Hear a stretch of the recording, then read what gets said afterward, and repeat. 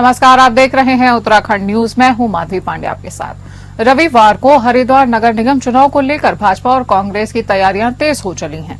जहां भाजपा ने अपने चुनाव का मुख्य कार्यालय का शुभारंभ किया, तो वहीं कांग्रेस ने भी आज मुख्य चुनावी कार्यालय का उद्घाटन किया। बीजेपी की ओर से पूर्व मुख्यमंत्री और हरिद्वार के सांसद त्रिवेंद्र सिंह रावत कार्यालय का उद्घाटन करने पहुंचे, तो वहीं कांग्रेस के प्रदेश अध्यक्ष करण माहरा कांग्रेस के कार्यालय का शुभारंभ करने पहुंचे। त्रिवेंद्र सिंह रावत ने कहा कि टूटी फूटी कांग्रेस से भाजपा का मुकाबला कर पाना आसान नहीं है, इसलिए इस चुनाव में बीजेपी बड़े अंतर से जीतेगी। वहीं करण माहरा रावत के इस बयान पर पलटवार करते हुए कहा कि उन्हें कांग्रेस के टूटने फूटने का न दुख होना चाहिए न खुशी, बल्कि वो तो खुश हैं कि उन्होंने संसद में खनन के मुद्दे पर विभाग से अपनी टिप्पणी रखी।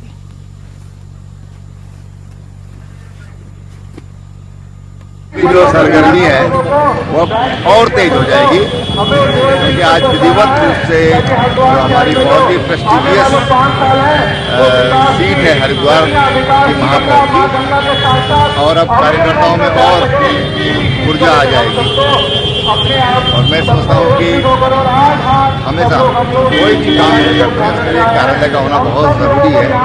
तो जरूरी कार्य आज संपन्न हो गया, पूरी ऊर्जा के साथ कार्यकर्ता काम में लगे। हरिद्वार नगर पालिका शिवालिक नगर से भाजपा प्रत्याशी राजीव शर्मा का कहना है कि बतौर पालिका अध्यक्ष उन्होंने पिछले कार्यकाल में जनता की सेवा में कोई कसर नहीं छोड़ी है, इसलिए पार्टी ने उन्हें दोबारा मौका दिया है। विपक्ष के भ्रष्टाचार के आरोपों पर भी राजीव शर्मा ने अपना पक्ष रखा है। राजीव शर्मा से बात की हमारे संवाददाता रुपेश वालिया ने, आप भी देखिए। हरिद्वार में निकाय चुनाव की रणभेरी बज चुकी है। इस समय हम नगर पालिका शिवालिक नगर क्षेत्र में खड़े हैं। हमारे साथ भाजपा के प्रत्याशी राजीव शर्मा जी मौजूद है। पिछले कार्यकाल से वो यहाँ पर एक बार पालिका अध्यक्ष रह चुके हैं, तो इस बार दोबारा पार्टी ने उन्हें मौका दिया है। आइए हम उनसे जानते हैं कि उनका क्षेत्र की जनता के प्रति क्या विजन रहने वाला है, इस बार किस प्रकार से वो क्षेत्र की जनता की सेवा करेंगे। जी राजीव जी। देखिए, बहुत सारे काम हमने पिछले कार्यकाल में किए। हालांकि पिछला जो कार्यकाल था शुरू के 1.5-2 साल कोरोना तुरंत चुनाव के बाद आया था, कोरोना से प्रभावित रहा, बजट का भी अभाव था, लेकिन आखिर के 2-2.5 साल में हमने बहुत काम किए। और वो इतने काम किए कि लोगों की सारे हमारे लोग, हमारी जनता, हमारे क्षेत्रवासी बहुत खुश है। और उस किए हुए काम के आधार पर हम लोगों के बीच जाने हैं जहाँ लोगों का पूरा समर्थन आशीर्वाद मिल रहा है। जो थोड़े बहुत बचे हुए काम है, सड़कें हैं, नालियां हैं, उन सबको सबसे पहले प्राथमिकता के आधार पर किया जाएगा। इसके अलावा नगर पालिका से रोजमर्रा जो लोगों का काम पड़ता है, चाहे वो जन्म प्रमाण पत्र हो, मृत्यु प्रमाण पत्र हो, और बहुत सारी सुविधाएं हैं, उनको सिंगल विंडो सिस्टम लागू करके और ऑनलाइन करने का प्रयास किया जाएगा। लोगों को छोटे छोटे काम के लिए नगर पालिका के चक्कर न काटने पड़े। नगर पालिका खुद उनके द्वार पे थे, अब की बार ये प्रयास सबसे पहले होगा। उनके पास कहने को कुछ है ही नहीं, क्योंकि उन्होंने कुछ कभी किया हो, कोई अपना काम किया होता। जो आदमी काम करता है वो काम गिनाता है, जिस पर कुछ नहीं होता वो ये आरोप लगाता है। तो यहाँ कांग्रेस ने लंबे समय से, चाहे वो पालिका हो, विधानसभा हो, लोकसभा हो, कुछ आज तक काम तो किया नहीं। जब काम नहीं किया तो ये आरोप लगाने का, अच्छा वो किस आधार पे जनता के बीच में आएंगे, कुछ तो कहेंगे ना। काम किया नहीं है, 6 साल से गायब है। पिछली बार भी यही प्रतिद्वंदी थे, पूरा कोरोना का पीरियड रहा 1.5-2 साल, वो कहीं दिखाई नहीं दिए। इस बीच में कहीं जनता के साथ खड़े दिखाई नहीं दिए। अब फिर दोबारा चुनाव में उतरे हैं, तो कुछ ना कुछ तो आरोप लगाएंगे। तो ये थे नगर पालिका शिवालिक नगर क्षेत्र से भाजपा प्रत्याशी राजीव शर्मा, जिनका साफ साफ कहना है कि चुनाव नारों के आधार पर नहीं होता, काम के आधार पर होता है। और उन्होंने लगातार काम किया है, तो इस मर्तबा भी क्षेत्र की जनता उन्हें अवश्य चुनेगी। एपीएन न्यूज के लिए रुपेश वालिया, हरिद्वार। देहरादून से कांग्रेस के मेयर प्रत्याशी वीरेंद्र पोखरियाल ने चुनाव प्रचार तेज कर दिया है। सभी वार्डों में जाकर वह अपने लिए वोट की अपील कर रहे हैं। वहीं इस दौरान मीडिया से मुखातिब होते हुए वीरेंद्र पोखरियाल ने कहा कि देहरादून नगर निगम क्षेत्र में तमाम कार्य अधूरे पड़े हैं। वह चाहे लाइट, बिजली, पानी, सड़क के साथ ही ट्रैफिक की व्यवस्था दुरुस्त करने की बात हो, तो वहीं वीरेंद्र पोखरियाल ने यह भी कहा कि यह उत्तराखंड तमाम आंदोलनकारी की शहादत से बना है। उनकी कुर्बानी को जाया नहीं जाने देंगे। अगर जनता इस बार मुझे मौका देती है तो उत्तराखंड की मूल स्वरूप के लिए भी कार्य किए जाएंगे। आज की डेट में आंदोलनकारी का पूरा सपोर्ट है। आज अगर आंदोलनकारी ना होते तो आज ये राज्य न बचता। राष्ट्रीय आंदोलनकारी में 42 लोगों ने शहादत दी है, तब जाके कहीं उत्तराखंड बना है। इसमें चाहे मातृशक्ति हो, छात्र शक्ति हो, युवा हो और कर्मचारी हो, चाहे वो अधिवक्ता हो, विभिन्न वर्ग के लोगों ने इसमें सहयोग किया, तब जाके उत्तराखंड बना है। और जरूर अगर ऐसा मौका देती है जनता, उनको जो उनके सपने हैं उन्हें पूरा करने का प्रयास करेंगे। विधायक रायपुर उमेश शर्मा काऊ ने वार्ड 67 मोहकमपुर माजरी माफी से चुनाव लड़ रहे प्रत्याशी रविंद्र रावत के कार्यालय का उद्घाटन किया। अपने संबोधन में विधायक उमेश शर्मा काऊ ने राज्य सरकार की उपलब्धियां गिनाते हुए भाजपा के पक्ष में वोट करने की अपील की। विधायक उमेश शर्मा काऊ ने कहा, प्रधानमंत्री नरेंद्र मोदी और मुख्यमंत्री पुष्कर सिंह धामी के नेतृत्व में उत्तराखंड तेजी से विकास के पद पर आगे बढ़ रहा है। नगर निकायों में पिछले सालों में जनहित से जुड़ी तमाम योजनाएं लागू की गई थी। पार्षद रविंद्र रावत ने कहा, उन्होंने अपने अपने कार्यकाल में क्षेत्र के विकास के लिए हर संभव प्रयास किए हैं। पिछले 5 सालों में जनता का भी उन्हें पूर्ण सहयोग मिला है। सीवरेज के साथ ही हर मोहल्ले में सड़कों का निर्माण हुआ है। बिजली पानी की समस्याओं को दुरुस्त किया गया है। वार्ड में स्वास्थ्य शिविर लगाने के साथ ही समय समय पर आयुष्मान कार्ड शिविर, जनहित से जुड़ी तमाम योजनाओं के शिविर वह लगाते आ रहे हैं। उन्हें विश्वास है कि जनता इस बार भी उन्हें पार्षद चुनाव नगर निगम में भेजेगी। उधम सिंह नगर में निगम चुनाव में कांग्रेस प्रत्याशी मोहन खेड़ा ने रुद्रपुर में डोर टू डोर जनसंपर्क किया। उन्होंने कहा कि भाजपा ने शहर का बेड़ा गर्क करने का काम किया है और शहरवासियों ने भाजपा को 2 मेयरों का कार्यकाल देखा है। दोनों ही मेयर्स ने सिर्फ अपना विकास किया है, जिसके चलते कांग्रेस के मेयर प्रत्याशी मोहन खेड़ा ने जनता से कांग्रेस प्रत्याशियों को भारी बहुमत से विजय बनाने की अपील की है। वार्डों में जाकर मैं अपनी उपस्थिति दे रहा हूं, जनता से उनके आशीर्वाद मांग रहा हूं और जनता मुझे आशीर्वाद दे रही है या अपना सहयोग दे रही है।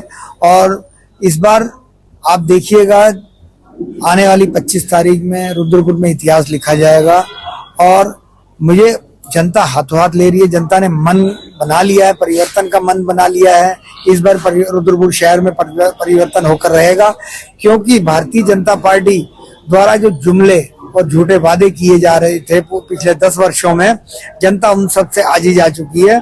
और आने वाली 25 तारीख में रुद्रपुर के नगर निगम में कांग्रेस का बोर्ड बनेगा। अधिक से अधिक कांग्रेस के पार्षद जीतकर पहुंचेंगे और मेयर भी जीतकर पहुंचेंगे। रानीखेत चिलियानौला नगर पालिका के अध्यक्ष और सभासदों के पद प्रत्याशियों के साथ निर्वाचन अधिकारी राहुल आनंद ने चुनावी दिशा निर्देशों को लेकर तहसील सभागार में एक बैठक ली। बैठक में चुनाव में खर्च होने वाली धनराशि के व्यय और बैनर पोस्टर छपवाने के संबंध में आदर्श आचार संहिता, सार्वजनिक स्थानों पर बैनर पोस्टर लगवाने सहित नियमों को लेकर सभी को जानकारी दी। वहीं निकाय चुनाव के मद्देनजर नाम वापसी के बाद निर्वाचन विभाग ने चुनाव चिन्ह भी आवंटित कर दिए हैं। वहीं सभी प्रत्याशी अपने अपने चुनाव चिन्ह के साथ अब चुनाव मैदान में चुनाव लड़ने के लिए तैयार हैं। निर्वाचन अधिकारी राहुल आनंद ने बताया कि राज्य निर्वाचन आयोग ने जो नियम बनाए हैं उसके क्रम में ये निर्देश प्राप्त हुए हैं कि सभी उम्मीदवारों के साथ बैठक कर जो व्यय लेखा है उसके बारे में समस्त जानकारी दी जाए।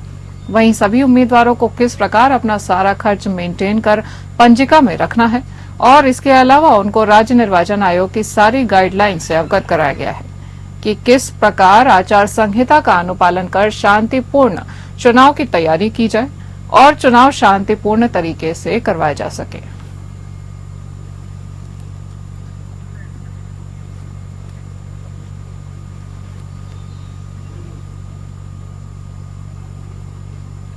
आपको बता दें कि रानीखेत चिलियानौला नगर पालिका के अध्यक्ष और सभासदों के पद प्रत्याशियों के साथ निर्वाचन अधिकारी राहुल आनंद ने चुनावी दिशा निर्देशों को लेकर तहसील सभागार में एक बैठक की। बैठक में चुनाव में खर्च होने वाले धनराशि के व्यय और बैनर पोस्टर छपवाने के संबंध में आदर्श आचार संहिता, सार्वजनिक स्थानों पर बैनर पोस्टर लगवाने सहित नियमों को लेकर सभी को जानकारी भी साझा की गई। वहीं निकाय चुनाव के मद्देनजर नाम वापसी के बाद निर्वाचन विभाग ने चुनाव चिन्ह भी अब आवंटित कर दिए हैं। सभी प्रत्याशी अपने अपने चुनाव चिन्ह के साथ अब चुनाव मैदान में चुनाव लड़ने के लिए तैयार दिख रहे हैं। निर्वाचन अधिकारी राहुल आनंद ने बताया कि राज्य निर्वाचन आयोग ने जो नियम बनाए हैं उसके क्रम में ये निर्देश प्राप्त हुए हैं कि सभी उम्मीदवारों के साथ बैठक कर जो व्यय लेखा है उसके बारे में समस्त जानकारी दी जाए। वहीं सभी उम्मीदवारों को किस प्रकार अपना सारा खर्च मेंटेन कर पंजिका में रखना है और इसके अलावा उनको राज्य निर्वाचन आयोग की सारी गाइडलाइन से भी अवगत कराया गया है कि किस प्रकार आचार संहिता का अनुपालन कर शांतिपूर्ण तरीके से चुनाव की तैयारियां की जाए और चुनाव भी शांतिपूर्ण तरीके से करवाया जा सके। उत्तराखंड में फर्जी आयुष्मान कार्ड बनाकर मुफ्त इलाज की सुविधा लेने पर प्रदेश सरकार सख्त कार्यवाही करेगी। इसके लिए आयुष्मान कार्ड पर भर्ती मरीज के आधार पर अंकित पते का सत्यापन मूल आधार कार्ड और राशन कार्ड से किया जाएगा। इस संबंध में शीघ्र ही राज्य स्वास्थ्य प्राधिकरण की ओर से सूचीबद्ध अस्पतालों को दिशा निर्देश जारी किए जाएंगे। मुख्य सचिव राधा रतूड़ी ने बताया कि आयुष्मान कार्ड राज्य के राष्ट्रीय खाद्य सुरक्षा अधिनियम और राज्य खाद्य सुरक्षा राशन कार्ड बनाने के लिए आधार का उपयोग केवल KYC के लिए किया जाता है। राज्य के पास संग्रहित डेटाबेस में मौजूद आधार के विवरण तक किसी भी प्रकार की पहुंच नहीं है। फर्जी कार्डों की जांच के लिए राष्ट्रीय स्वास्थ्य प्राधिकरण की मदद से पहले से जारी आयुष्मान कार्ड का विश्लेषण और सत्यापन किया जाता है। बताया जाता है कि भर्ती के दौरान आधार पर अंकित पते की प्रामाणिकता की जांच और मूल आधार और राशन कार्ड मांगने के लिए सूचीबद्ध अस्पतालों को एडवाइजरी जारी की जा रही है।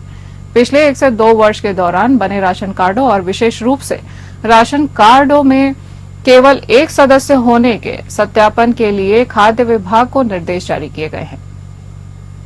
बाहरी राज्यों से आने वाले लाभार्थियों के मामले में अधिक सतर्क रहने और मूल आधार कार्ड और राशन कार्ड मांगने के लिए सूचीबद्ध अस्पतालों को निर्देश भी दिए जा रहे हैं। जन सेवा केंद्रों को सख्त निर्देश दिए जा रहे हैं कि वह किसी भी फर्जीवाड़े में शामिल नहीं हो। फर्जी कार्ड बनाने पर सख्त कार्रवाई की जाएगी।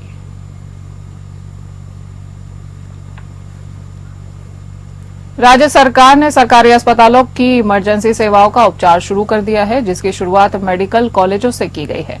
राजकीय मेडिकल कॉलेजों में आपातकालीन चिकित्सा प्रबंधन को और अधिक दुरुस्त करने के लिए नई गाइडलाइंस उन्होंने जारी की है।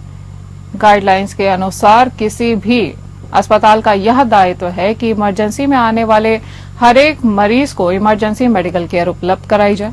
अगर मरीज के पास पैसे भी नहीं हैं, तब भी चिकित्सक या अस्पताल उसके इलाज में ना तो किसी तरह की देरी करेंगे और ना ही इलाज से इनकार करेंगे। स्वास्थ्य सचिव ने सख्त हिदायत दी है कि डॉक्टर की पहली प्राथमिकता मरीज को तुरंत उपचार उपलब्ध कराने की होनी चाहिए ताकि उसे बचाया जा सके। निर्देशक चिकित्सा शिक्षा डॉक्टर आशुतोष सयाना ने कहा कि आपातकालीन चिकित्सा प्रबंधन पर लंबे समय से विचार विमर्श के बाद अस्पतालों के लिए SOP जारी की गई है, जिसके तहत ट्राइज एरिया में मरीजों की त्वरित जांच, क्लिनिकल प्रोटोकॉल, डॉक्यूमेंटेशन और क्वालिटी एश्योरेंस आदि को लेकर एक विस्तृत गाइडलाइन बनाई गई है। इमरजेंसी में गंभीर मरीजों को 10 मिनट के भीतर इलाज मिलना सुनिश्चित किया जाएगा। इस संबंध में लापरवाही होने पर संबंधित मेडिकल कॉलेज के MS या प्राचार्य की जवाबदेही होगी। वहीं चिकित्सा शिक्षा विभाग के अंतर्गत संचालित राजकीय चिकित्सा महाविद्यालयों एवं state cancer research institute Haldwani में नर्सिंग अधिकारियों के रिक्त 1314 पदों पर शीघ्र नियुक्ति भी की जाएगी। निदेशक चिकित्सा डॉक्टर आशुतोष सयाना ने बताया कि राज्य चिकित्सा सेवा चयन बोर्ड द्वारा नर्सिंग अधिकारियों के 1455 पदों के सापेक्ष 1314 पदों का परीक्षा परिणाम घोषित कर चयन सूची जारी कर दी है। निदेशक चिकित्सा शिक्षा डॉक्टर आशुतोष सयाना ने बताया कि नर्सिंग अधिकारियों की तैनाती से मेडिकल कॉलेजों में चिकित्सा व्यवस्था में सुधार होगा। यह आने वाले मरीजों को बेहतर स्वास्थ्य सुविधाएं मिलेंगी।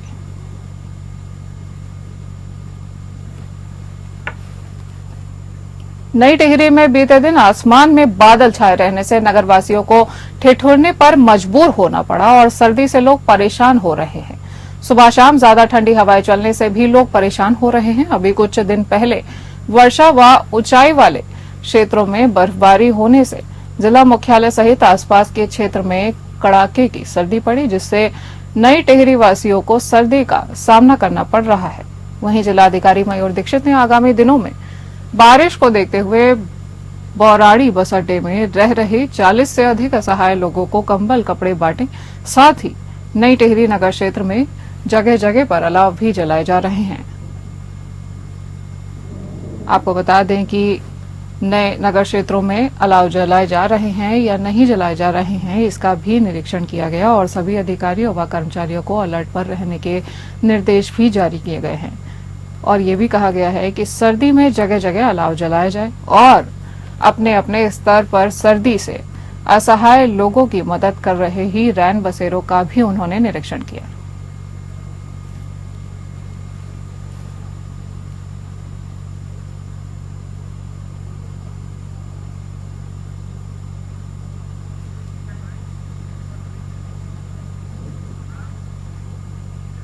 बागेश्वर में 13 जनवरी से लगने वाले ऐतिहासिक उत्तरायणी मेला 2025 का जिला प्रशासन बागेश्वर ने पोस्टर और वीडियो लॉन्च किया है। बागेश्वर में इस वर्ष उत्तरायणी मेला निकाय चुनाव और आचार संहिता के बीच 13 जनवरी से 19 जनवरी तक चलाया जाएगा। जिलाधिकारी बागेश्वर आशीष भटगई ने उत्तरायणी मेला पोस्टर और वीडियो लॉन्च करते हुए कहा कि उत्तरायणी मेले की तैयारी जोर शोर से चल रही है। सभी अधिकारियों को तय समय पर मेले की व्यवस्था पूर्ण करने के निर्देश जारी किए गए हैं।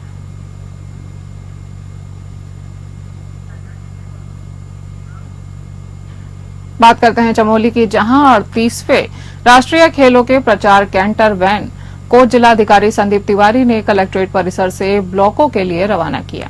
राष्ट्रीय खेलों के शुभंकर मौली के गोपेश्वर मुख्यालय पहुंचने पर जोरदार स्वागत किया गया। शुभंकर मौली 6 जनवरी से लेकर 8 जनवरी तक चमोली जिले में सभी ब्लॉकों के प्रमुख स्थानों और शहर की मुख्य सड़कों और बाजारों में घूमकर लोगों को राष्ट्रीय खेलों से जोड़ने के लिए प्रेरित करेंगे। जिलाधिकारी संदीप तिवारी ने जानकारी देते हुए बताया कि 9 जनवरी को 38वें राष्ट्रीय खेलों की मशाल बागेश्वर से होते हुए ग्वालदम से जनपद चमोली पहुंचेगी। गोपेश्वर में 10 जनवरी को मशाल रैली और पुलिस मैदान में भव्य पांडवा शो का आयोजन भी किया जाएगा।